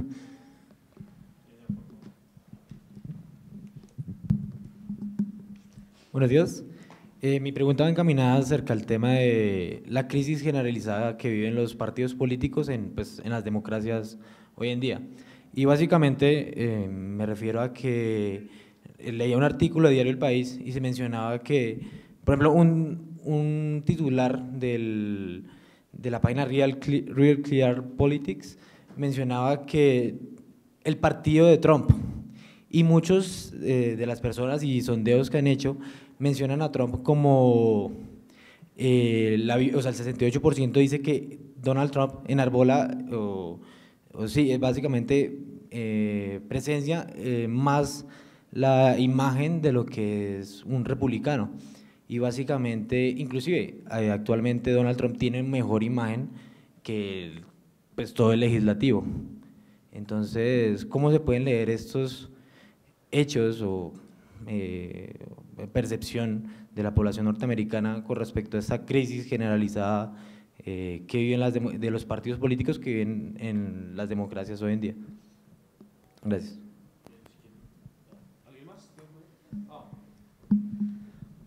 Bueno, mi pregunta va con respecto, digamos, a las últimas noticias y escándalos que hemos visto sobre los Paradise Papers y cómo está involucrado, digamos, el gabinete de Donald Trump. Entonces la pregunta va dirigida a cómo afecta esto a la política doméstica y también a la política exterior de Estados Unidos.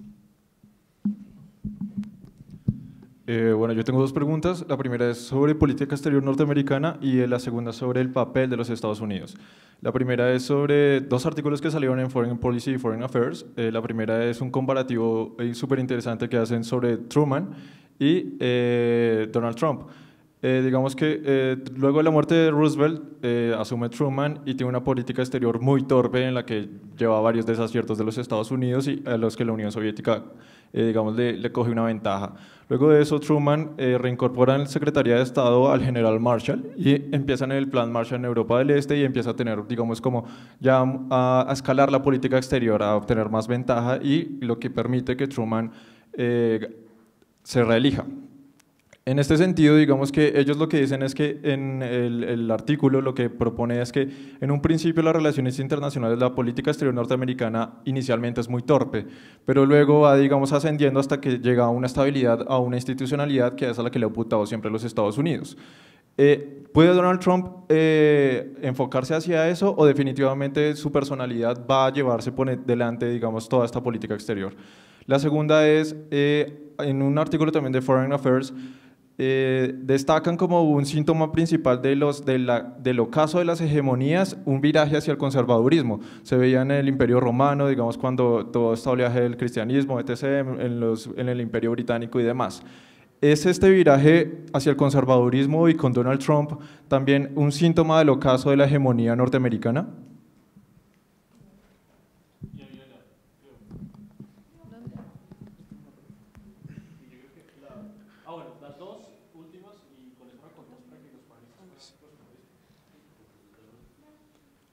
Yo tengo una duda, es por ejemplo, mirando que el papel de Latinoamérica se ha perdido con respecto a Estados Unidos o la visión que ha tenido, ¿debe Latinoamérica virar hacia otros países, buscar que otro país sobrecoja pues esa necesidad de desarrollo, de pronto algún país europeo o de pronto virar hacia Asia, de pronto a que sea apoyado por países de otra índole, de otro tipo de modelo, tanto económico como político, o debe crear tratar de formular una política entre ellos mismos?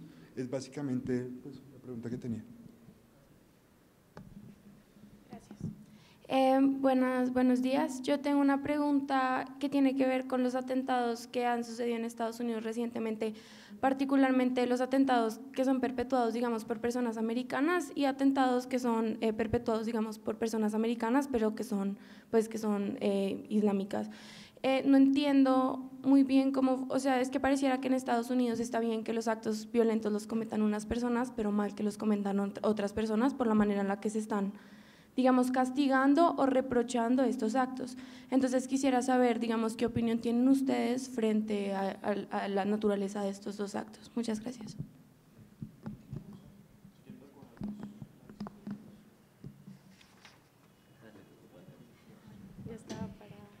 Bueno, yo quisiera empezar por la pregunta de la crisis generalizada de los partidos políticos y de ahí creo que puedo pasar a algunas de las otras, no sé si pueda tocarlas todas, pero lo intentaré.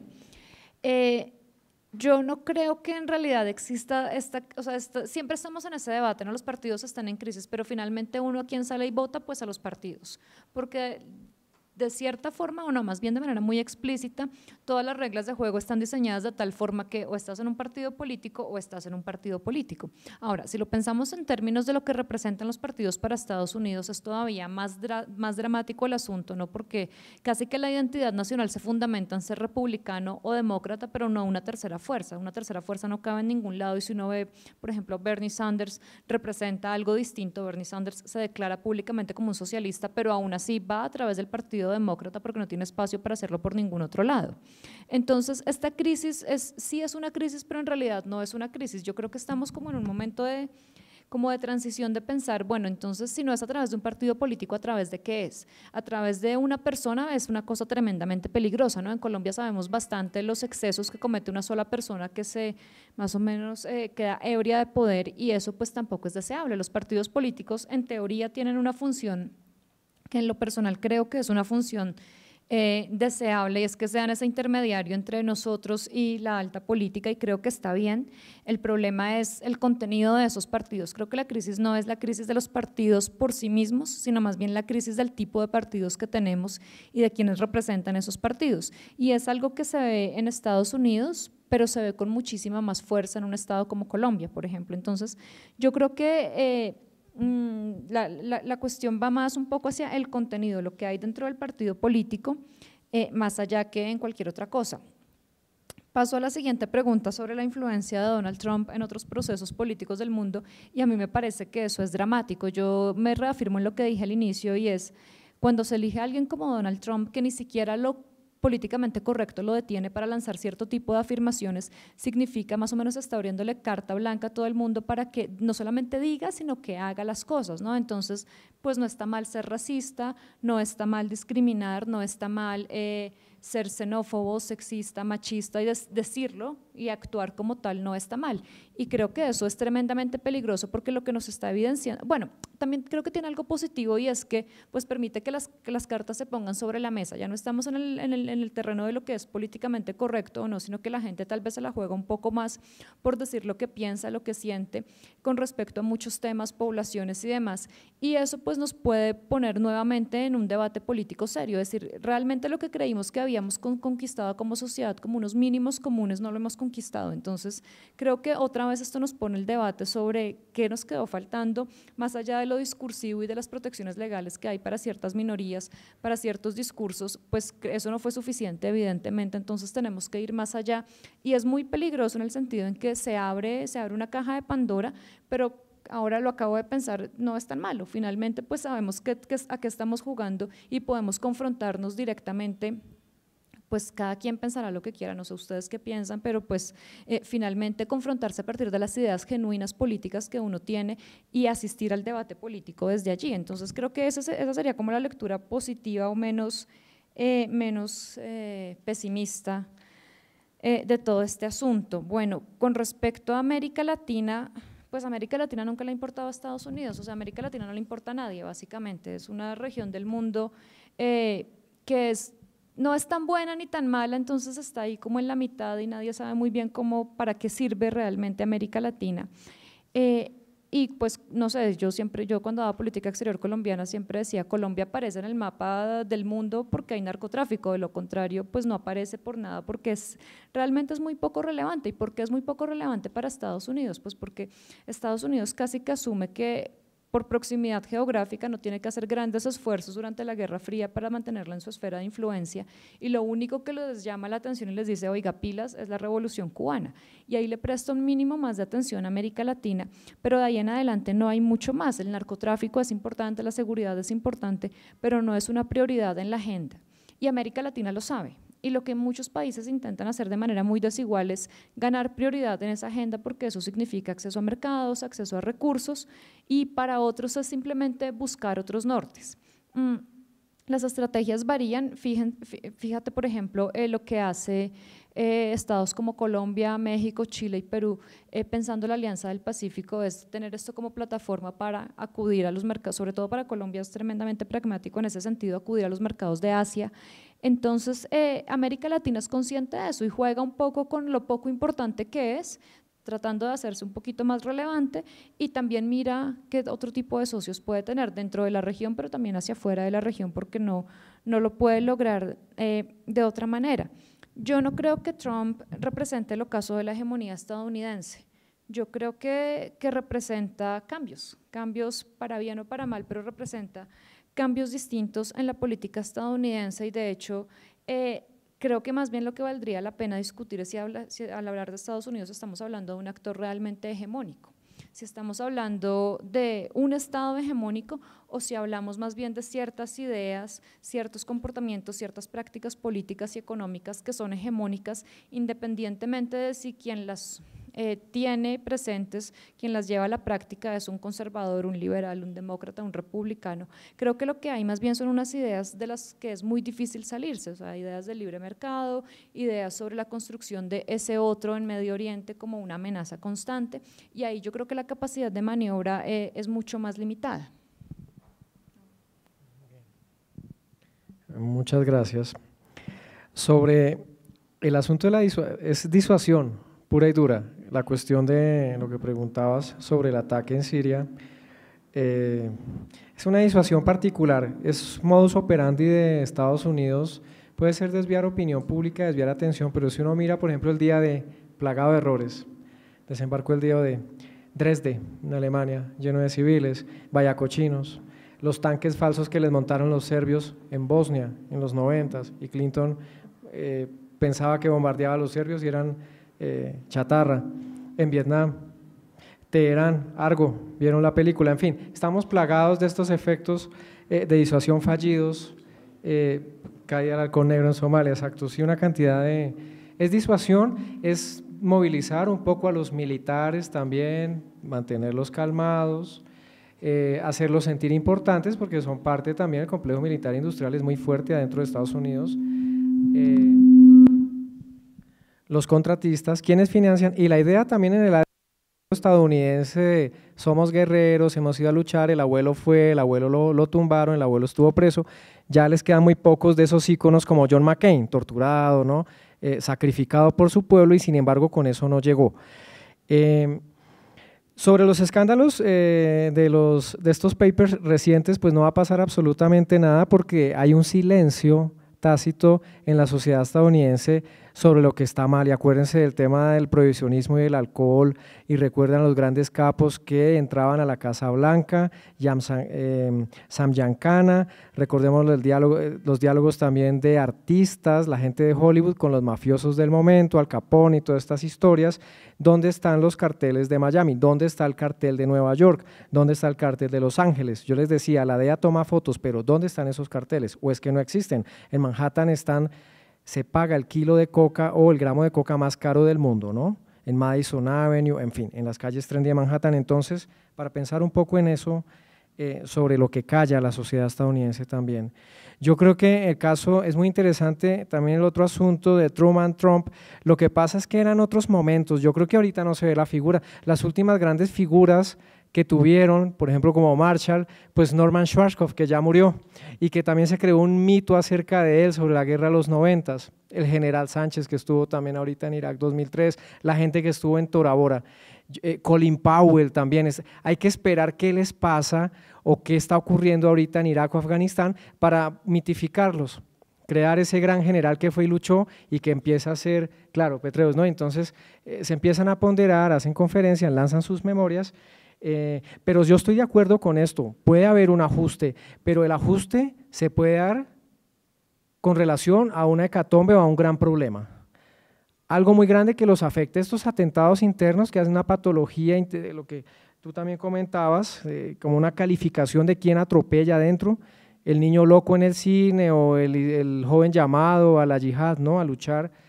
Yo creo que sí va a haber cierto acomodamiento, pero lo puede hacer una figura que lo acompañe, y es verdad. Trump creo que no, y también comparto lo que dijo Carolina, aunque no sé el tema de la reelección, ¿no? Pero sí, yo creo que algo muy grande, algo como un 11S le podría dar paso a una reelección y que desarrolle una fórmula que tranquilice a la gente, de lo contrario no, lo que le pasó a Bush, a George Walker Bush, no iba a reelección, no iba a nada, pero el 11S lo ponderó y transformó a los alcaldes de Nueva York en el momento en unas grandes figuras, ¿no? La desgracia los catapulta.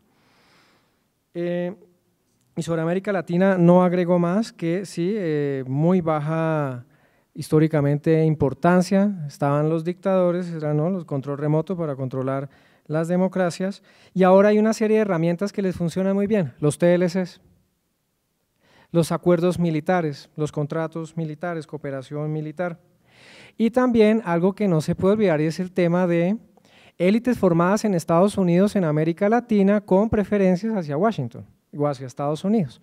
Entonces, hay casi que un compromiso en tema de la formación, una preferencia en hacer negocios con Estados Unidos, y nos cuesta mucho. Nosotros en términos de integración o proyección comercial, en América Latina nos cuesta mucho, y más a nosotros en Colombia, con muy poca experiencia en otros mercados, sin puertos profundos en el Pacífico. La Alianza del Pacífico tiene una velocidad reciente, pero vive un poco confundida, además va a llegar ¿a qué? Al Pacífico, a jugar con el taller del mundo, ¿no? Entonces, miren el desafío que es ASEAN, APEC, incluso con moratorias para entrar en alguno de estos, por la pelea entre China e India. Entonces, ¿qué les vamos a vender allá? ¿Bienes de poco valor agregado? Miren nomás el diálogo del TLC que tenemos con México, es terriblemente desigual, la balanza comercial es una desproporción increíble México-Colombia. Piensen, ¿no? ¿Qué haríamos allá? Claro, con Corea hay excepciones. Cerraría, no sé si me queda algo más, pero creo que esas bueno, y con la cuestión Max Weber y Orwell, nos servirían dos figuritas de Max Weber y Orwell por el tema de las elecciones, y más allá de lo que pasó y de en lo que tú comentaste, creo que la forma de hacer elecciones también sienta un precedente fatal para la agenda doméstica estadounidense y para el resto de actores en la sociedad internacional. Ya no hay unos límites de lo mínimo de lo que se debería guardar, del juego sucio, de la bellaquería en las elecciones. Eso que pasó en la elección pasada estadounidense va a inundar, ha permeado las elecciones, va a permear cualquier elección, son las de los Estados Unidos, son las que se ven en los medios de comunicación, eso va a permear, y yo creo que la bellaquería, las bajezas, el golpe sucio va a inundar el resto de elecciones. Preparémonos para todo lo que viene acá entre los candidatos que hay en el país. Pero yo te digo una cosa, fíjense, la elección de Estados Unidos mostró la intervención de Rusia en las elecciones, ¿no? El mail de Hillary, todo lo que estamos discutiendo, la gente que los propios delegados de Trump que se están entregando ante el Senado y la Fiscalía y la Corte Suprema, ¿no? Entonces, fíjense, pero aquí ya habíamos tenido el precedente, o se olvidan de Oscar Iván y el hacker y toda esta cosa. O sea, es que las acusaciones, o sea, el estilo es el mismo, ¿no? El tipo de intervención de las elecciones. Yo creo que hay una pregunta que fue la primera sobre las emociones que se relaciona con esto, ¿no? Toda la parte de la teoría política que viene de la psicología política, el framing, del encuadre, de cómo se presentan las cosas. Si ustedes estudian cómo, en las encuestas poblacionales, ¿no? Por ejemplo, las actitudes hacia el autoritarismo, ¿sí? Una cosa es qué piensa la gente sobre si votaría o no, si apoya o no la democracia, si apoya o no una dictadura, ¿ok? La típica pregunta de apoyo a la democracia, ¿sí? Ahora, lo que hay que ver es bajo qué condiciones usted respondió esa pregunta. Y ahí viene la segunda teoría del autoritarismo, xenofobia, etcétera, que es la del framing. O sea, cuando el contexto cambia, ¿cuánto te mantienes diciendo, ¿sí?, que vas a apoyar la democracia bajo toda circunstancia? Si Colombia decrece 10%, ¿sí?, a lo Venezuela, si Colombia decrece 13% con una inflación anual del 1000%, ¿tú sigues respondiendo lo mismo? ¿Sí? Entonces, ahí es donde vemos todo el tema del racismo, la xenofobia, cómo con el contexto mucha gente que uno no creía posible, ¿sí?, termina comportándose de una determinada manera, ¿sí? Y aquí está todo, no sé si han visto la película del experimento, donde la persona esta que era amigo del de Stanford, ¿sí?, hace un experimento de cómo la gente le da impulsos eléctricos a la persona a pesar de que saben que la va a matar, ¿no? Simplemente porque le han dicho que lo tiene que hacer. Entonces, aquí hay algo muy importante para entender cómo votaron los americanos. Yo hablaba con gente y le decía, pero vos entendés que estás votando a Trump, que es un republicano que dice que hay que matar a gente como yo, o sea, inmigrante, o expulsarla o denigrarla, etcétera. Y yo tipo, sí, pero a mí no me importa eso. A mí lo que me importa es que Trump will make America great again. Period. ¿No? O sea, y esto viene por un lado por un tema de el resentimiento y la incomprensión de los blancos trabajadores industriales que fueron dejados sin trabajo, ¿sí? Y en el fondo lo que ataca es el sueño americano. Lo que se perdió en Estados Unidos, si ustedes viven un poco allá, es la certidumbre de que yo nací, hago mis cosas bien, ¿sí? Esta cultura cuáquera de portarse bien, y todo va a salir bien. O sea, hay movilidad social ascendente. En Estados Unidos no hay movilidad social ascendente en este momento. La brecha que se refleja hoy en la polarización política está hace 20 años en la polarización económica, en la desigualdad, ¿sí? El aumento del 1%, de esto que hablas, Bernie, etc. O sea, se ha traducido a lo político, luego de mucho tiempo, la desigualdad económica. Y la gente lo que tiene es, lo que le dio Trump a los republicanos es encontrarle un sentido al problema de hoy. Y esto ustedes lo van a ver en las elecciones acá, esto explica Fujimori, esto explica Chávez, esto explica muchas cosas. Y está atada la pregunta de la crisis de los partidos. Estas personas vienen a darle sentido, no a darle respuesta, soluciones, sino les ayudan a encontrar sentido. Y les ayuda de manera fácil. Lo que también la gente está cansada es del político típico de que le promete que va a presentar un proyecto de ley, de que esto dentro de 4, sí, voy a hacer el metro y en el 2028, ¿sí? Esto es el mismo ejemplo que uso en todas las clases, 2028 voy a ver si tengo un metro y pagué 6 veces el presupuesto público nacional. La gente se cansó de eso y estos tipos le brindan con 2 palabras, ¿sí? Fíjense, el tipo de palabras que usa Donald Trump es de un niño de 4 años. ¿Sí? No tiene léxico, ¿sí?, de adulto mayor. La gente no quiere eso. La gente no quiere eso. Entonces yo creo que esto, tener presente el pérdida del sueño americano, tiene que ver con las emociones, el cómo reacciona la gente, ¿sí? Y esto es lo que se viene en la ciencia política, y la relación internacional ya había avanzado mucho más en esto que la ciencia política, sobre todo en América Latina. Y por último, fíjense un tema de Bernie, ¿por qué no gana Bernie o por qué no le va bien a Bernie? En Estados Unidos, en una encuesta que se hizo, ¿sí?, cuando uno le pregunta a la gente características negativas, las que más odia escuchar de una persona, prefiere saber que una persona es un violador y la tolera más a que es socialista. ¿Ok? En un ranking, o sea, asesino, violador, islamista, lo que sea, cualquier característica que para el americano promedio sea mala, la peor, lejos, es socialista. O sea que es imposible que una persona que se autodefine como socialista alguna vez tenga probabilidad de ganar algo, ¿sí?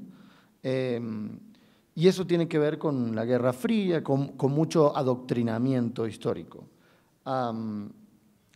Tengan presente eso, pero sí creo que como la profesora Carolina, que el bipartidismo está ahí, se va a quedar, no va a cambiar, y lo único que hay hoy, pero puede volverse al medio, es una polarización, ¿sí?, reflejo de la desigualdad económica. Por último, lo de los atentados americanos versus islámicos. ¿Qué piensan los americanos? Los americanos no les importa. O sea, ¿cómo te digo? La gente liberal sabe que esto es una falsa dicotomía. De vuelta visiten los estudios de esto que les digo, 358, que tienen resumen sobre esto. Pero sí, terrible, y lleva todo al tema de las armas, ¿no? Y en el tema de las armas, el RNA, o sea, no va a permitir que haya un cambio de esto, de las políticas contra las armas. O sea, una anécdota, mi esposa llevó a mi hija a una plaza, ¿sí?, en Arizona, uno de los estados más armados de los Estados Unidos. La mamá, ¿sí?, tenía 2 armas, una en cada bolsillo, ¿sí? ¿Para qué? No sé, pero tenía 2 armas, ¿ok? Y está bien. Antes uno es un patriota. Usted va a los gun shows en Estados Unidos y es muestra de ser patriota. Entonces, también hay una cuestión como cultural, histórica, arraigada de tener el arma más allá de la enmienda de la Constitución, que veo muy difícil de cambiar, muy difícil de cambiar. Fíjense la cobertura de la noticia de lo de ayer. De los 3 tiros que tiene la persona que murió, que hizo el atentado, 2 se lo dieron ciudadanos americanos y 1 la policía. La que lo mató fue los 2 tiros de personas que tenían armas. Ese es el framing que tiene hoy la noticia, para ver el tema de las emociones. No va a cambiar la perspectiva de la cobertura de las noticias. Y para meter la cucharada con tu pregunta, que me parece interesantísima, la noción de seguridad que se tiene en Estados Unidos, ¿no? Es una especie como de estratificación del enemigo. El dilema de lo que decía el profesor Liendo sobre la segunda enmienda, ¿no? Y la tenencia de las armas para proteger tu propiedad privada, y salvo que haya un régimen autoritario, yo tengo la facultad como ciudadano de ir a contrarrestar una amenaza política como este caso. Pero si lo vamos a ver en términos de, yo creo que tu pregunta va encaminada es por qué al tipo de Las Vegas, que era blanco, ¿no? Que tenía un arsenal militar en su apartamento con granadas de alto calibre, fusiles de alto calibre, digamos que no se catalogó como un acto de terrorismo, pero sí lo que hacen otros, me refiero a ese concepto de otredad que usaba la profesora Cepeda hace un segundo, frente a la construcción del enemigo foráneo, ¿no? El bárbaro, el que está fuera de mis fronteras. Pues yo creo que tiene que ver con eso, y la noción que tenemos de enemigo, o la noción, perdón, que tenemos, no, que tiene Estados Unidos de enemigo. Y es que estadísticamente muere más gente por accidentes de tránsito, por infartos al corazón, al miocardio, que por un atentado terrorista en una condición como esta. Y vamos otra vez a la ley marginal de rendimiento creciente, un concepto económico, que hay un punto en el cual, por más de que Estados Unidos tenga portaaviones parqueados en el Medio Oriente o en el Mediterráneo, etcétera, le están matando a su gente con camiones de leche o personas con algún tipo de esquizofrenia y condiciones así, ¿vale? Bien, ¿alguna pregunta adicional, alguna reflexión, profesores? Creo que sí, adelante, desde ahí yo creo. Sí, a ver. Bueno, mi pregunta va encaminada, que todo lo que se ha hablado sobre Trump, sobre temas económicos, se habla que es una presidencia altamente proteccionista con la industria nacional estadounidense. Sin embargo, si uno se pone a analizar las dinámicas económicas del país, pues siguen la misma línea de todos los gobiernos pasados. Entonces, mi pregunta va desde usted, según la opinión de cada uno, efectivamente esta proposición sí se cumple, es decir, hoy en día se puede configurar el gobierno de Trump como un gobierno proteccionista, es decir, que esté pro de la industria nacional, o siga la dinámica económica estadounidense como se ha formulado. Bueno, yo creo que primero, pues no tiene industria que proteger, ese es como el primer gran impedimento que tiene. No dudo que quisiera llevarlo a la práctica, pero el primer gran impedimento que tiene es que pues Estados Unidos se desindustrializó desde los años 80, primero se trasladaron a otros estados y luego a México y luego la gran maquila del mundo, etcétera, etcétera. Entonces no tiene gran cosa que proteger. Sin embargo, queda el sector agrícola, que sí está protegiendo. Y además de esto, no hay suficiente espacio como para decir qué es lo que está haciendo concretamente, pero ya está renegociando el TLC con México y Canadá. Y seguramente lo va a renegociar en clave de proteger lo poco que se puede proteger y encaminarlo hacia allá. Más que una política proteccionista, creo que le está apostando a una política aislacionista en términos económicos y en términos políticos. Su accionar en el mundo es mucho más en términos de seguridad. Entonces creo que está casi que recogiendo la política aislacionista de quedémonos aparte, que nos va mejor aparte, que si seguimos integrándonos con el mundo, pero realmente no tiene mucho que proteger. Y por otro lado, pues yo les decía hace un momento, esto de la hegemonía, para mí es la hegemonía de unas ideas, unas prácticas, más que la hegemonía de un Estado, una persona o un partido. Y ahí es donde a él le queda muy complicado romper con ese tipo de prácticas de la noche a la mañana, porque hay todo un andamiaje institucional, tanto a nivel doméstico como a nivel internacional, que le impide tampoco saltarse todo tan olímpicamente como de entrada hubiera querido hacer seguramente. Sí, estoy completamente de acuerdo con lo que comenta la profesora Carolina, y hay algunos sectores que son aún más sensibles también, el tema de moléculas de los laboratorios de ellos, tema de la aviación, sus armadores, General Motors, General Electric, lo que tienen adentro, pero además que fue un falso sofisma. Hay que darle la vuelta a un proceso que de los 80s, ¿no? Le cambió todo. Entonces, ¿quién hizo más dinero, Mr. Smith o Mr. Lee? Y yo creo que la gente se confundió. Pero por supuesto, la revisión de los TLCs o la revisión, por ejemplo, del NAFTA, los lleva básicamente a más protección de sus intereses. Y cuando hablamos de su sector agrícola, pensemos en Quaker, en Kellogg's, o sea, gente muy potente que estuvo también cerca en las campañas, grandes tabacaleros que todavía siguen haciendo lobby a pesar de todo lo que hicieron en contra del tabaquismo en los Estados Unidos, películas, lobby de clínicas, médicos. Sin embargo, hay gente que sigue poniendo votos y que tiene congresistas muy potentes, los grandes tabacaleros, la gente de la Philip Morris, etc., ¿no? Ahí recordemos a un gran actor enemigo de Colombia, el señor Jesse Helms, que muchos años en el Congreso presionaba muchísimo sobre el caso de Colombia como problema en la región. Sí, yo quiero decir una cosa que se relaciona con la pregunta de él. ¿Cómo se llama? Sergio. En mi impresión, es solo una opinión, creo que Estados Unidos, como dice la profesora, va hacia un aislamiento, y esto lo relaciono con la decadencia de los Estados Unidos en términos de social y culturalmente. Pasamos del melting pot y del sueño americano, que ya no están carburando o yendo a la misma dinámica de lo que pasa a nivel internacional, ¿sí? No hay un complejo de adaptación. El statu quo en términos políticos es muy alto, se votó justamente para romper ese statu quo, aunque ganó un oligarca, que significa más statu quo, ¿sí? O sea, quien mejor le ha ido en este año en Estados Unidos ha sido a Wall Street, ¿sí? De acuerdo a todos los indicadores, y a ningún otro americano. Ningún otro indicador de Estados Unidos da de manera tan positiva como ese.